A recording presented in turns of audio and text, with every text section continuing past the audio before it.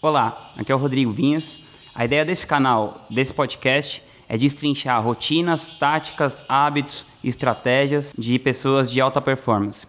Hoje eu conversei com a Isis Moreira. A Isis é especialista em negócios digitais, alta performance, desenvolvimento pessoal. Ela é autora do best-seller Acorda, Sonhar Não Basta. Conheci a Isis através do Henrique Carvalho, que é o marido dela, que é um amigo meu. Achei a história dela incrível. Ela é uma pessoa muito obstinada por resultado. E nessa entrevista eu consegui destrinchar um pouco como que a mente dela funciona, como que ela toma as decisões. Espero que você goste.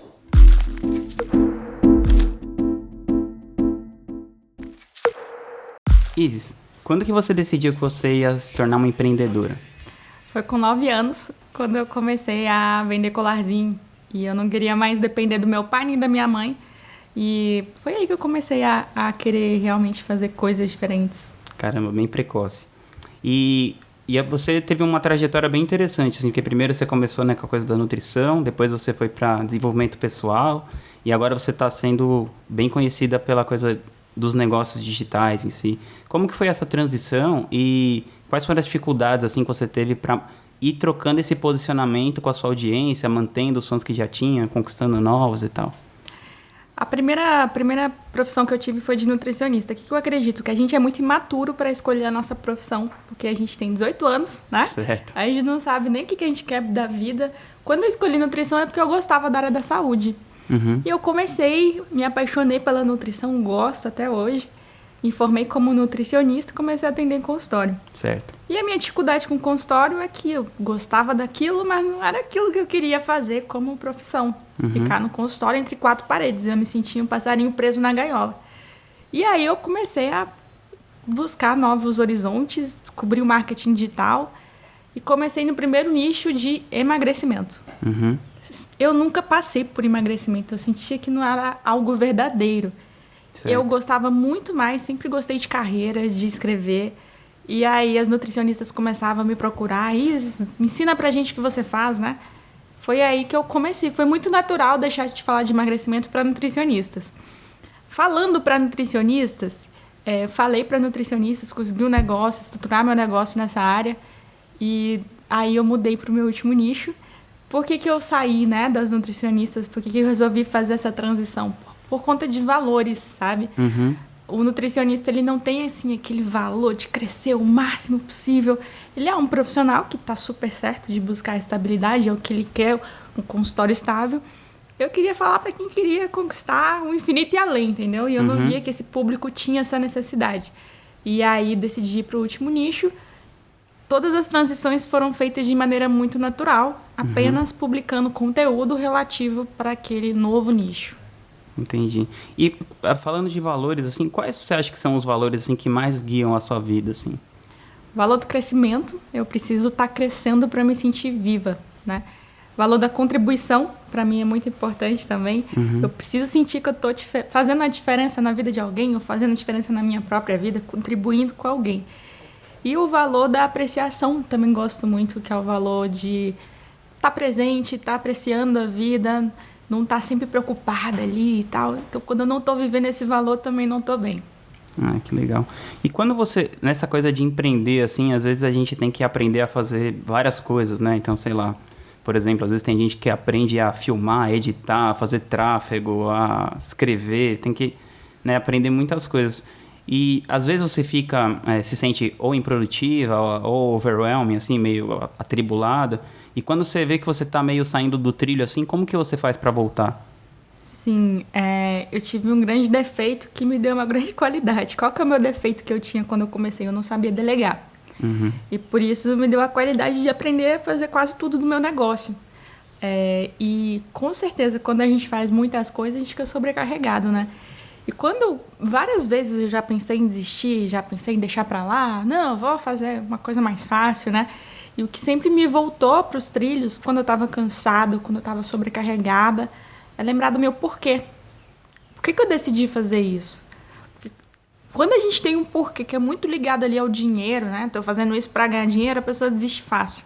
Uhum. Agora, hoje eu tenho um porquê muito forte, que é o porquê da liberdade de tempo, da pessoa trabalhar com liberdade de tempo, com aquilo que ela gosta, pela internet, se ela quiser trabalhar no conforto do lar. Então, quando eu lembro desse meu porquê, eu posso estar muito cansada. Na hora eu ganho vida, sabe? Na hora eu quero voltar pra fazer. Na hora eu quero superar qualquer desafio com uma fome gigante de fazer acontecer.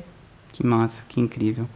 E me conta então um pouco, como que você tem uma rotina matinal, assim? Você gosta dessa coisa de... Porque eu lembro que a gente estava conversando, você até falou, pô, eu até que tentei aquele negócio do 5 AM, mas não foi pra mim.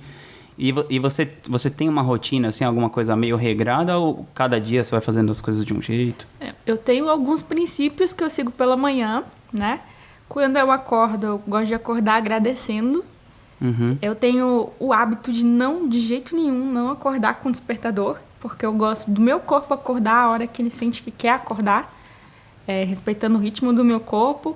Acordo sempre agradecendo e pensando que eu vou fazer hoje para o meu dia ser incrível. Então, eu sempre acordo pensando nisso.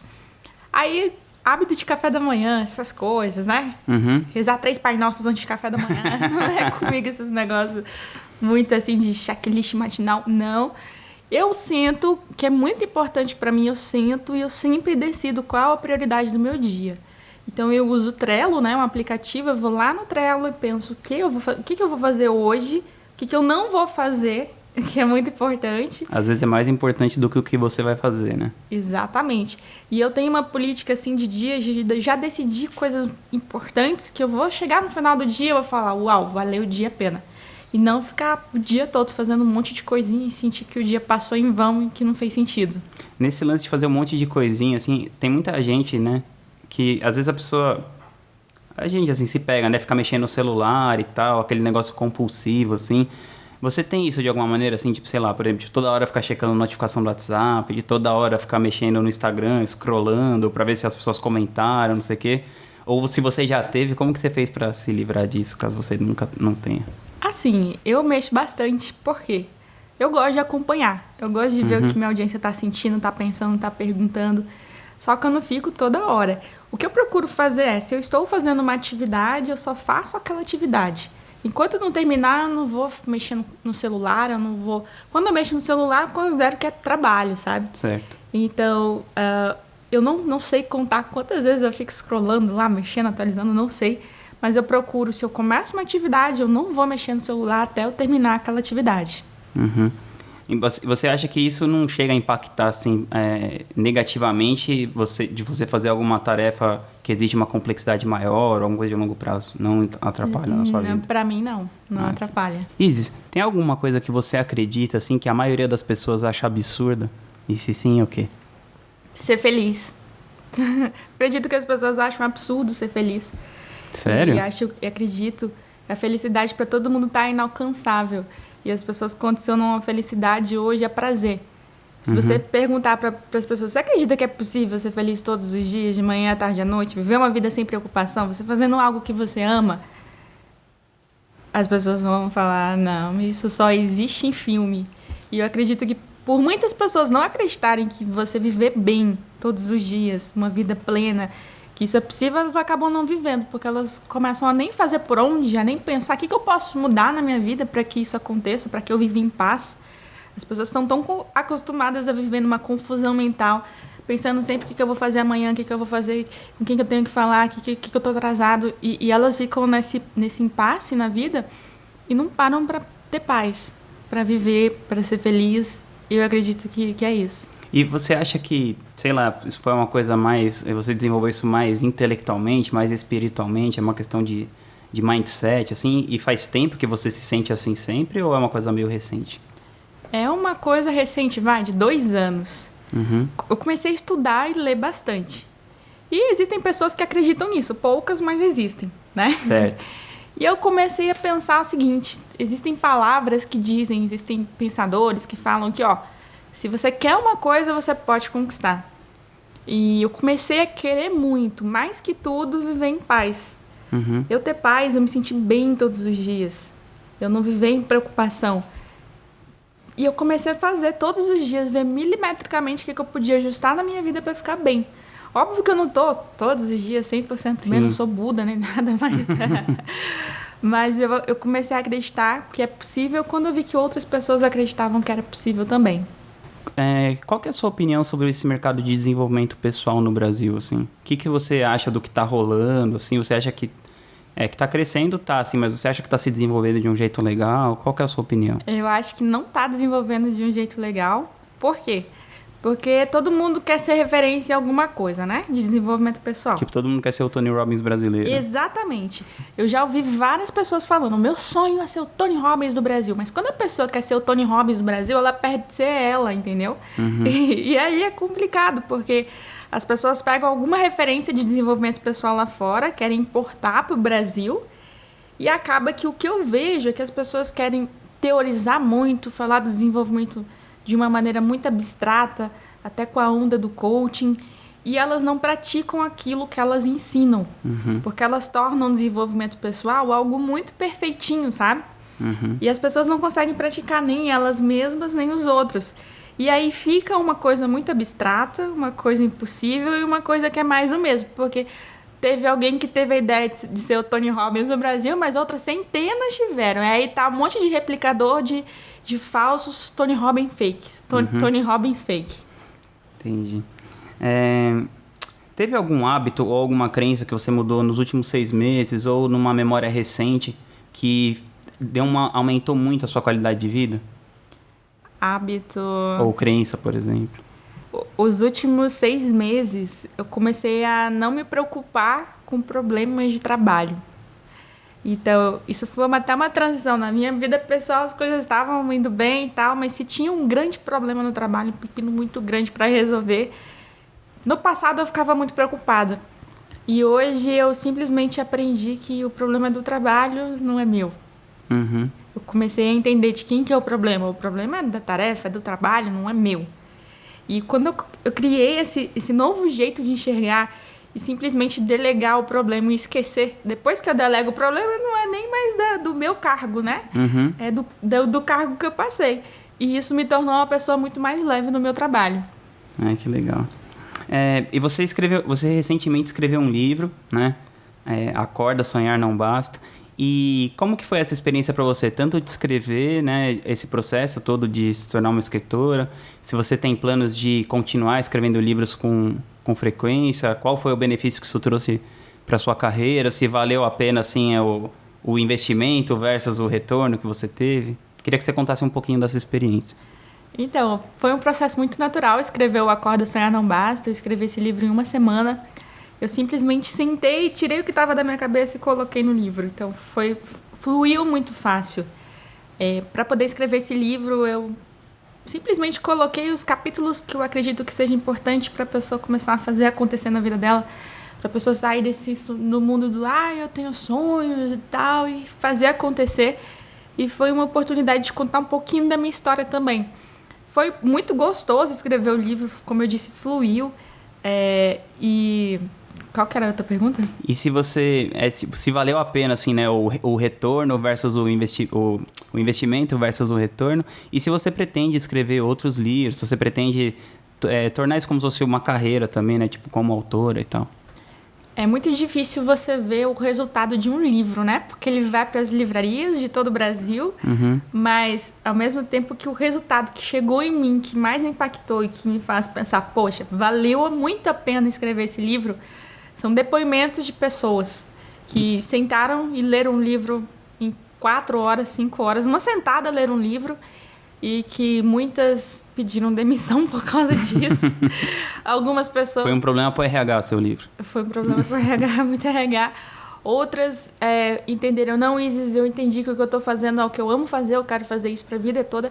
Então é um livro que as pessoas não conseguem ficar indiferentes depois que leem, e elas tomam alguma atitude depois de ler o livro. E sentir tanta gente vindo contar qual atitude tomou, que mudou a vida dela por conta de X, Y, Z, é muito legal. E é um poder de branding muito grande também o livro. Então, acredito que foi muito bom, tanto para mim, tanto para os meus leitores. E você pretende escrever outros livros, assim? Isso é uma coisa que está no seu radar, assim, de longo prazo? Tá no meu radar, com certeza, continuar escrevendo. Que legal. E como que você vê a sua carreira, assim, né? Talvez até um pouco do mercado nos próximos anos, assim, sei lá, se você pensa assim, onde você quer estar daqui a 5 anos, assim, você faz esses planejamentos de um prazo mais longo, assim, ou você vai planejando ano a ano, enfim. Queria que você contasse um pouco essa coisa estratégica, assim, na sua cabeça, que parece que é um traço bem marcante do seu trabalho, assim. Antigamente eu fazia planos mirabolantes, tipo, daqui 5 anos eu quero fazer um evento para 9.000 pessoas. Então, eu vivia fazendo planos de longo prazo, só que eu acho que eu mudei um pouquinho, né? De várias vezes. Então, eu parei de fazer planos de, daqui 5 anos.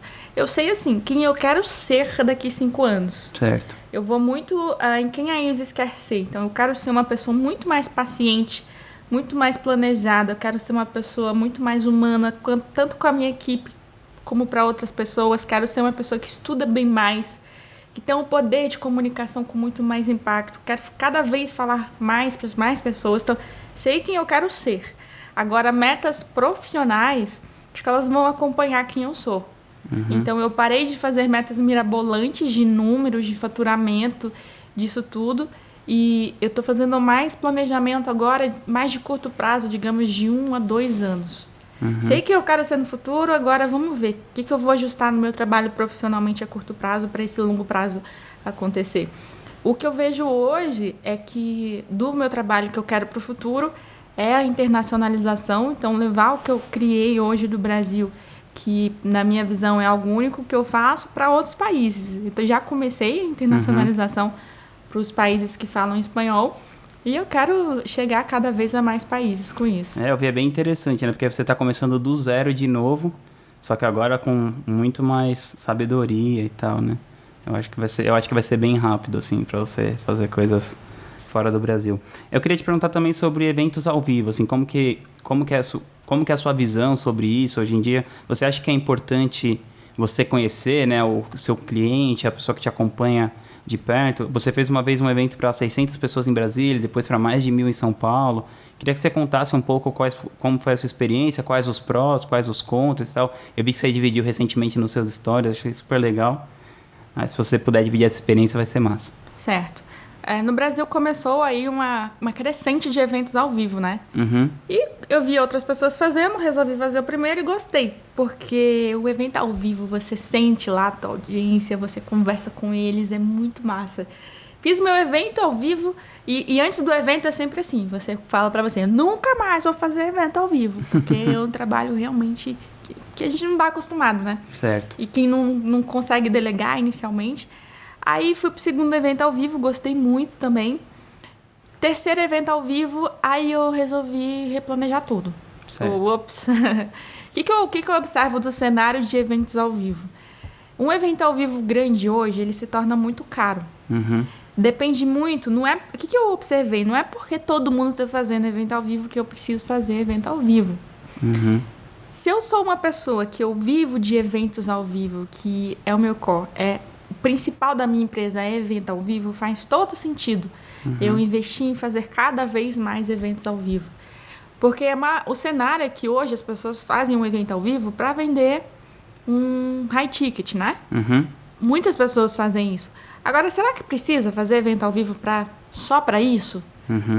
Eu acredito que quem hoje está brilhando com evento ao vivo é muito mais que para vender uma coisa maior. Entende? Então, hoje, o que eu quero para mim? Fazer eventos ao vivo, sim, só que menores. Qual é o meu objetivo? Qual a minha intenção? Eu acredito que você que está escutando essa entrevista, você pode pensar isso. Qual a sua intenção em fazer o evento ao vivo? Certo. Hoje, a minha intenção em fazer o evento ao vivo é encontrar meu público, falar com ele e, principalmente, ter materiais gravados para ir para as minhas mídias sociais no futuro para servir de conteúdo.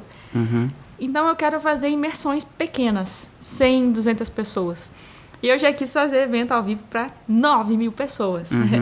Então, assim, acredito que é muito, muito delicado, a gente tem que ter muito cuidado para não fazer um evento milionário. E isso corre o risco até de afundar uma empresa. Sim. Muito cuidado com quem você contrata. Hoje eu falo quais os cuidados que eu falo para as pessoas tomarem. Vai fazer um evento ao vivo, coloca no contrato até quanto a empresa pode gastar. Isso é muito importante. E não fica só no acordo verbal, não. Coloca isso no contrato. E dá uma multa caso ela ultrapasse esse orçamento que você pediu. Porque eu não quero, por exemplo, ficar trabalhando o ano todo, 6 meses para fazer o evento, mas depois 6 meses para pagar o evento, né? Sim, sim. Eu acho que o evento tem que ser uma coisa que impulsiona o meu negócio, que não desgasta. Entendi. Legal. Você tem alguma dica, assim, para quem quer construir uma audiência do zero ou rentabilizar o negócio pela internet? Que nem você está começando o seu negócio de espanhol, que você está começando do zero, né? Depois de toda essa experiência que você já teve, construir uma audiência grande e tal, como que você começa, assim? Bom, como começa? Você tem que ir lá, produzir 1 tonelada de conteúdo e publicar o conteúdo, sem se importar com seguidores. Por exemplo, o meu lá, eu comecei em 2 meses, deu 4.000 seguidores. Mas eu não estava nem aí pro número de seguidores que eu ia ganhar. Uhum. Eu simplesmente fiquei muito focada em produzir um conteúdo que eu julgo que é muito bom. Mas quem sabe mesmo é a audiência. A gente tenta ali, né? Mas quem sabe é a audiência. Vou produzir um conteúdo muito massa, que eu acho que eles vão gostar. E vou publicar o máximo de vezes que eu puder. Esse é o mindset. O resultado disso vai vir com o tempo. A galera que vai começar uma audiência, o que eles preocupam? Ai, mas como é que eu ganho seguidores? Essa é a última pergunta. Essa pergunta é errada. Uhum. Não é como eu ganho seguidores, mas é porque as pessoas deveriam me seguir. O que eu estou fazendo de especial e incrível para as pessoas me seguirem? E um conselho aí para quem está criando a audiência do zero é não se importar com críticas, com o que os outros vão falar. Você se importar com o que é importante, ou que deveria ser, que é o conteúdo. E na sua opinião, assim, você começou em 2014, mais ou menos, né, no marketing digital. Quais foram as grandes mudanças de paradigma, assim, e você acha que hoje está mais fácil, está mais difícil? Você vê que esse mercado ainda está crescendo, ou você acha que ele está num platô, assim? Como que é a sua visão sobre isso? Eu acho que o mercado está crescendo e vai continuar crescendo muito ainda, porque as pessoas estão cada vez mais migrando as coisas para o digital. Embora eu acredito que hoje o presencial ainda é mais forte, o mundo físico, né, é muito mais forte ainda, o digital é um bebê realmente, então não chegou nem na infância, entendeu? Uhum. O que eu acho é que antes o mercado permitia que pessoas que faziam as coisas nas coxas, que as pessoas dessem certo. Uhum. E hoje ele não está aceitando mais qualquer coisinha, qualquer videozinho. Como não tinha competidores, qualquer pessoa falando qualquer coisa, com qualquer copy, com qualquer escrita, a pessoa vendia. E hoje não, a pessoa tem que fazer o trabalho direito. Se ela não fazer direito, ela não vai para frente. E eu acredito que o que vai acontecer para o futuro é que cada vez mais o mercado só vai dar certo para pessoas que fazem as coisas direito. Legal. Falando nisso de copy, assim, é uma área que você tem especialidade, assim, né? Você tem até um curso de copy que chama Copy Flow, né? Certo. Que é massa. E para quem está começando com essa coisa da copyright, assim, eu queria que você explicasse um pouco o que é, né, o copy e como que a pessoa pode começar, assim, além de comprar o seu curso copyflow.com.br. Isso. O copywriting é uma ciência que estuda a arte das palavras que encantam e vendem, que conectam e vendem. Então, copy, qual a diferença de copy para um texto escrito normal? O copy, ele tem um jeito, né? Um jeito de organização, de estrutura, que vai levar a pessoa a comprar uma ideia, ou comprar um produto, ou comprar um serviço. Qual dica para quem está começando? Conheça o seu cliente. É a primeira coisa, porque não se faz copy sem saber para quem você está falando. Certo. Porque copy é uma conversa, né? É uma comunicação ativa, em que eu falo uma coisa e a pessoa entende. Em que eu falo e eu ganho a atenção da pessoa. Para quem está começando, entenda o que a sua audiência sente. Quais são as 20 dificuldades. Senta, fala isso para todo mundo. Senta e escreve 20 dificuldades da sua audiência. E aí, a partir do momento que você começar a falar dessas dificuldades, como a pessoa se sente e como ela pode vencer, qual a solução para essas dificuldades, ela vai começar a entender mais de copy. Tem algum conselho na sua área de expertise que é dado direto, assim, é comumente dado, mas você acha que é ruim, assim? Que é um senso comum no mercado e você acha que é uma coisa ruim, assim? Senso comum, vamos lá. Por exemplo, eu tenho um que eu acho, assim, que todo mundo fala isso. Você tem que ganhar milhões de seguidores, assim, tipo, sei lá, a crença comum é que você tem que ter muitos seguidores, assim. Aí eu vejo que tem gente que tem muitos seguidores e não consegue rentabilizar muito bem. E outras pessoas que têm menos seguidores e rentabilizam muito bem, por exemplo. Acho que essa é uma das coisas que eu vejo, assim. Eu acho que um conselho que o mercado vive é o conselho de ganhe dinheiro. Ganhe dinheiro, faça dinheiro. E existem muitas promessas financeiras no mercado. Eu acredito que quem entra nesse mercado para ganhar dinheiro, a pessoa não vai para frente. Porque o dinheiro vai ser uma consequência. Então, eu acredito que o mercado hoje vive muito essa ganância financeira e eles não têm a mesma ganância para poder impactar o cliente, para poder fazer uma entrega realmente que... Poxa, o cliente olha e fala, caramba, por que eu não vi esse produto antes? Então, não tem uma cultura de criar um produto muito bom, tem a cultura de fazer um faturamento muito bom. E eu acredito que faturamento bom é consequência, não adianta querer ter um faturamento bom se o produto não é bom.